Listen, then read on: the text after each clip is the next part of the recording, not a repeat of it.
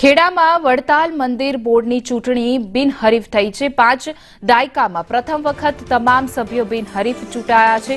ચૂંટણી બિનહરીફ થતા કેટલાક હરિભક્તોમાં નારાજગી પણ જોવા મળી રહી છે। હરિભક્તોએ વિડીયો વાયરલ કરી રોષ વ્યક્ત કર્યો છે। હરિભક્ત જેમિન પાટોડિયાનું નિવેદન પણ સામે આવ્યું છે, જેમાં તેઓ કહી રહ્યા છે સિદ્ધાંતોનો ભોગ કરી બન પોકળ્યો।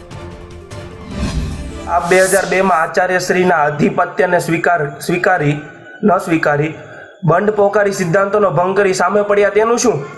તમે પરંપરાના હરિભક્તોનો ધર્માદો બંધ કરી દીધો અને તેમનો અધિકાર છીનવી લીધો તેનું શું? એનકેન પ્રકારો પોતાની સત્તાઓ જાળવી રાખવા માટે વિમુખો બિન સત્સંગી હરિભક્તોના નામ ચડાવી દીધા તો હરિભક્તો સાથે અન્યાય કર્યો તેનું શું?